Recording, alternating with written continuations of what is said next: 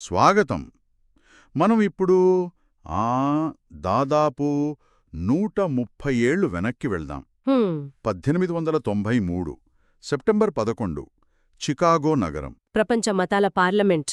అవును, అక్కడ వేలాది మంది ప్రతినిధులున్నారు. అప్పుడొక యువకుడు కాషాయ వస్త్రాల్లో ఉన్న ఒక సన్యాసి మాట్లాడటానికి లేచారు. హ్మ్. ఆయన తన ప్రసంగాన్నిలా మొదలుపెట్టారు. అమెరికా సోదర సోదరీమణులారా. అంతే. ఆ ఒక్క మాటతోనే సభ మొత్తం దాదాపు 2 నిమిషాలు. ఆగకుండా చప్పట్లు. ఆ ప్రదేశం మొత్తం మార్మోగిపోయింది. ఆయనే స్వామి వివేకానంద. ఆ ఒక్క క్షణం నిజం చెప్పాలంటే తూర్పు పడమర దేశాల మధ్య ఒక కొత్త అధ్యాయానికి నాంది పలికింది. కరెక్ట్. మన దగ్గరిప్పుడు ఆయన ప్రసంగాల పూర్తి పాఠాలున్నాయి.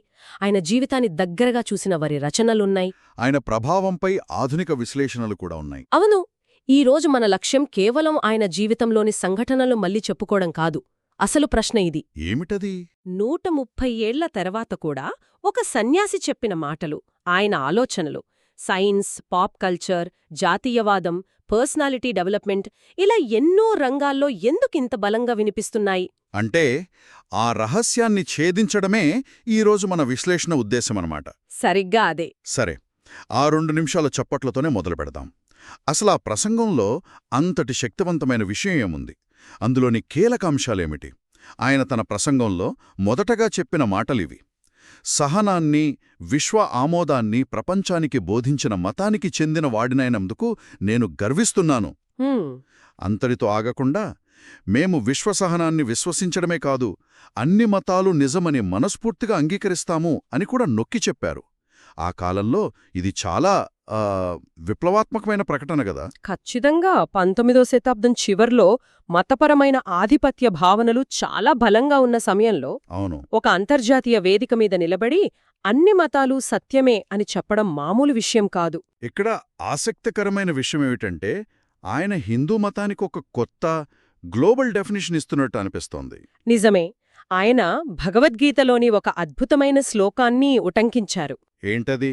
ఆకాశాత్ పతితం తోయం యథాగచ్చతి సాగరం సర్వదేవ నమస్కారః కేశవం ప్రతిగచ్చతి. అంటే ఆకాశం నుండి పడిన నీరు ఎలాగైతే చివరికి సముద్రంలో కలుస్తుందో అలాగే ఏ దేవుడికి నమస్కరించినా అది కేశవుడినే చేరుతుంది.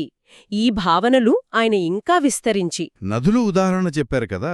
అవును, నదులు వేర్వేరు చోట్ల పుట్టి వేర్వేరు మార్గాల్లో ప్రవహించి చివరికి సముద్రంలో కలిసినట్లే మనుషులు వేర్వేరు మార్గాల్లో ప్రయాణించినా చివరికి నిన్నే చేరతారు అనే ఒక యూనివర్సల్ సందేశాన్ని ప్రపంచానికి అందించారు. ఇది మత ఘర్షణల గురించి కాదు, మతాల మధ్య ఉండాల్సిన సామరస్యం గురించి, కోఎగ్జిస్టెన్స్ గురించి మాట్లాడింది. అదే ప్రసంగంలో ఆయన మత ఛాందసవాదం గురించి కూడా చాలా తీవ్రంగా మాట్లాడారు. చాలా తీవ్రంగా. మతతత్వం, సంకుచితత్వం మరియు దాని భయంకరమైన వారసుడైన మతోన్మాదం ఈ అందమైన భూమిని చాలా కాలంగా ఆక్రమించాయి. వాటివల్ల ఈ భూమి మీద హింస పెరిగిపోయింది, ఎన్నో నాగరికతలు నాశనమయ్యాయి అని హెచ్చరించారు. అవును. మతాల పార్లమెంట్లో ఇతర మత పెద్దల ముందు ఇంత సూటిగా మాట్లాడటం చాలా ధైర్యంతో కూడుకున్న విషయం.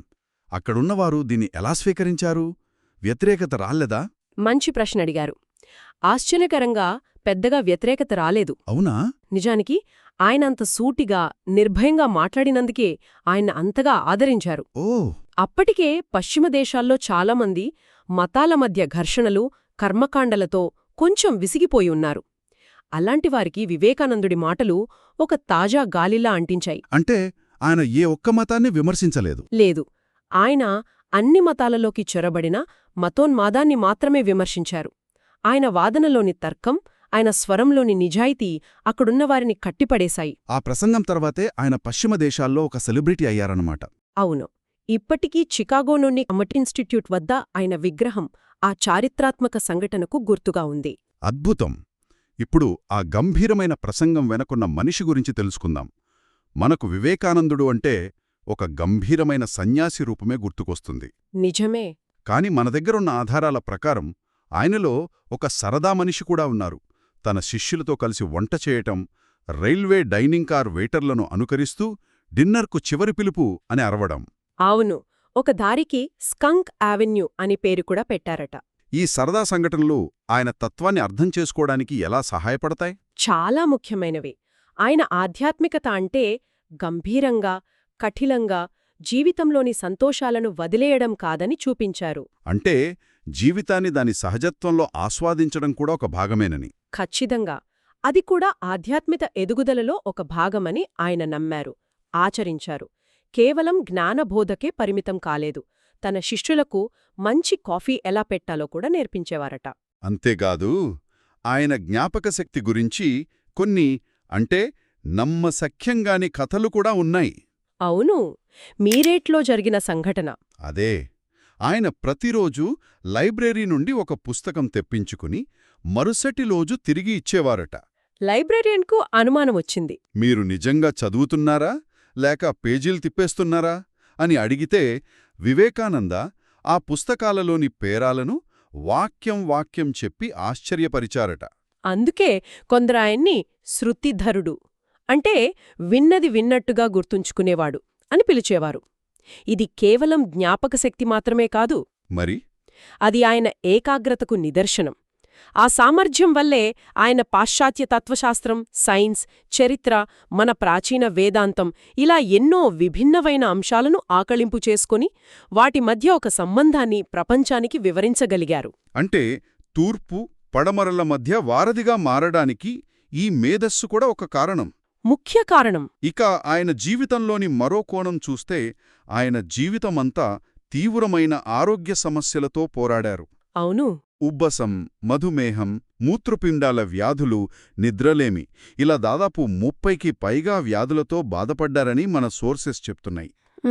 ఒకవైపు ఇన్ని వ్యాధులతో పోరాడుతూ మరోవైపు ప్రపంచానికి ఆత్మవిశ్వాసం గురించి, సంకల్పశక్తి గురించి బోధించడం, ఈ రెండింటినీ ఆయన ఎలా సమన్వయం చేసుకోగలిగారు?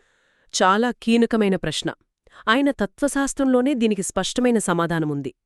తుప్పు పట్టిపోవడం కంటే అరిగిపోవడం మేలు అని ఆయన అనేవారు. ఆ మాట చాలా ఫేమస్. ఆయన దృష్టిలో శరీరం కేవలం ఒక సాధనం, ఒక పరికరం మాత్రమే. ఆత్మవేరు, శరీరం వేరు. సరిగ్గా.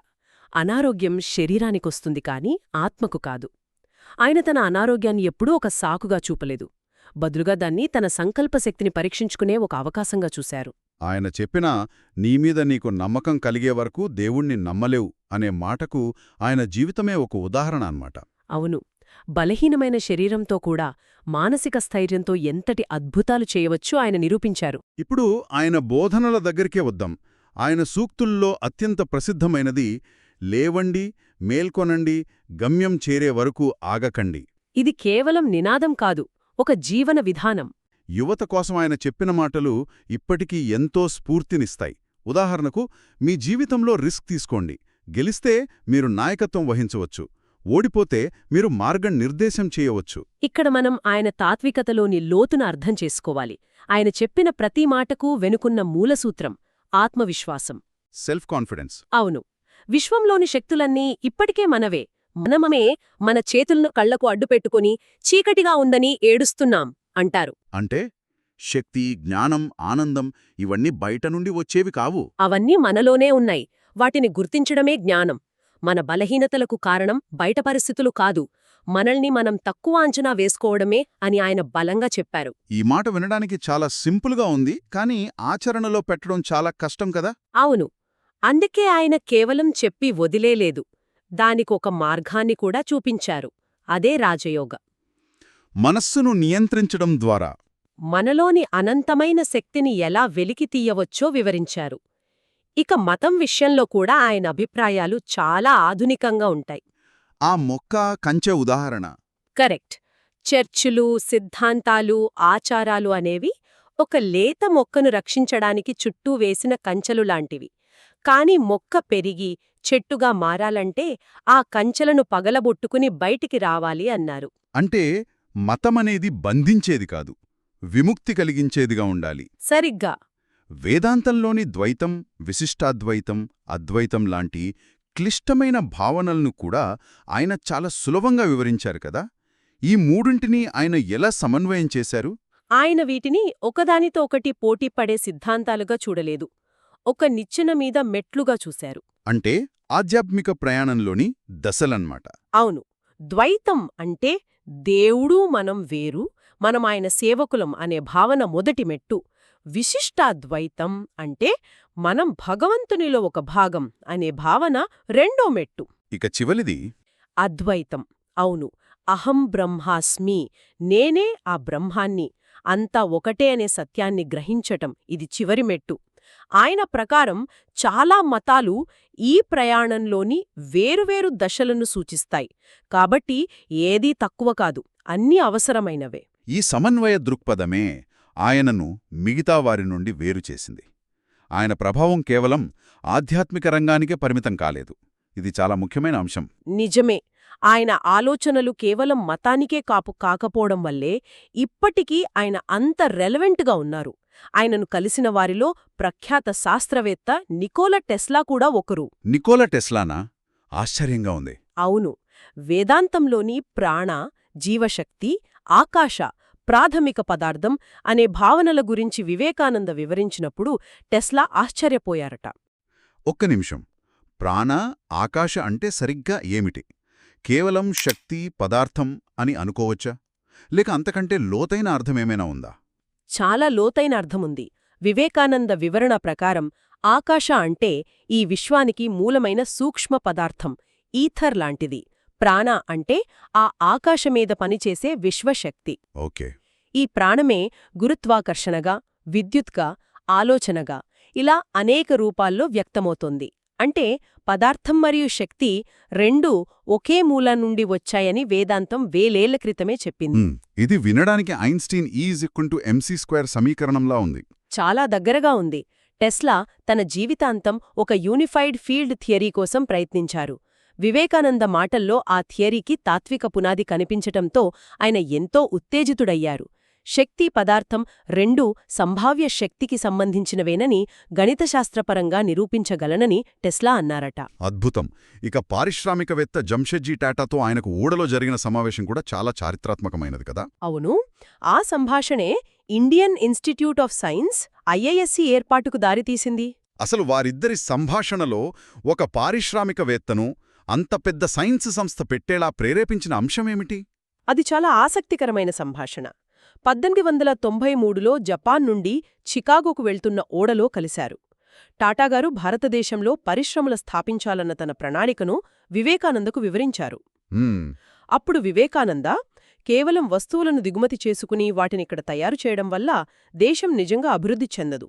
మన యువతకు సైన్స్లో, టెక్నాలజీలో మౌలిక పరిశోధన చేసే అవకాశం కల్పించాలి.